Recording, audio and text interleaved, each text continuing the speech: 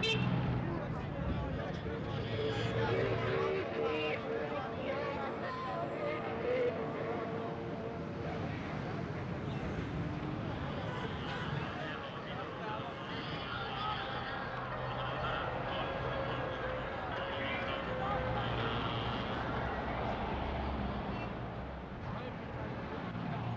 juin 1981. Ma mère, qui est une opposante à la République islamique d'Iran, est arrêtée. J'ai 8 mois. Emprisonnée, torturée, elle disparaît 7 ans plus tard, dans le massacre de milliers de prisonniers politiques en 1988.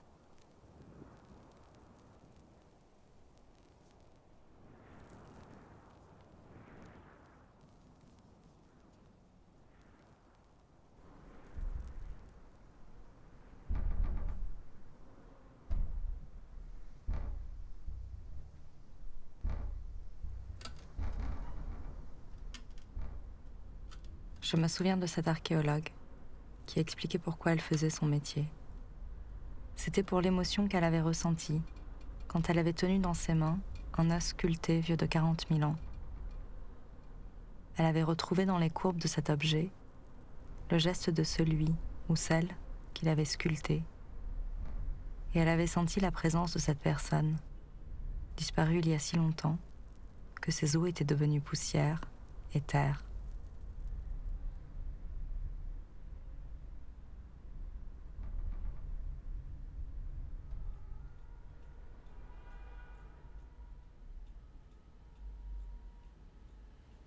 خب خاله اینو میشناسی؟ آره دفتر بابا عزیزه. بابا عزیز برداشته بود روزها می نشست توش چیزایی یادداشت میکرد. بعدن فهمیدیم که خاطراتش از زندان یادداشت میکنه.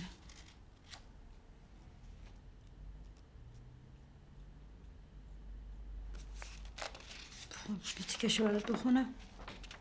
تو تا حالا خوندیش؟ اصلا من اصلا ندیده بودمش به ایشه. یعنی دفتره رو پیش خودم داده بود به من قایم کرده بودم، ولی هیچ وقت نتونسته بودم بخونم. فکر کنم دفعه اولم که اومدی بهت دادم زیاد تحویل نگرفتی. نه. چرا؟ دفعه اول گفتم بابام یه یادداشتایی برات گذاشته و چی بودی؟ گفتی حالا باشه، اصلا خیلی توجه نکردی. چی گفته بود وقتی که دفتر رو داد بهت؟ گفت اینا رو نگه دار، یه موقع بده شورا، بده بچه به شورا. مخصوصا فقط تو رو گفت.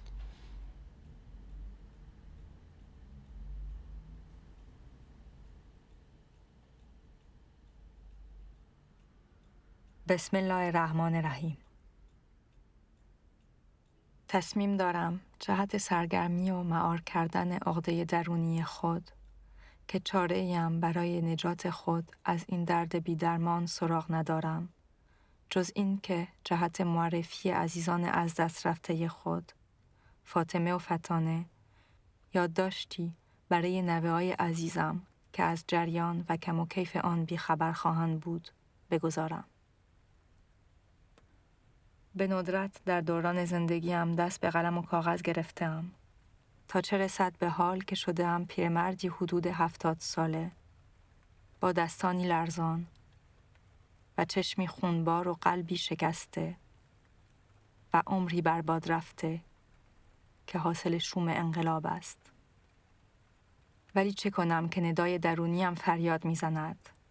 اقلاً یادداشت کن که فتانه مظلوم 8 ماه حامله بود که اعدامش کردند. اقلاً بنویس فاطمه مظلوم پس از 7 سال و 6 ماه زندان و تحمل وحشیانه ترین شکنجه های مدرن عاقبت اعدام شد و جسدش را هم ندادند. مسلماً بچه‌های فاطمه مایلند بدانند مادرشان کی بود و چرا اعدامش کردند.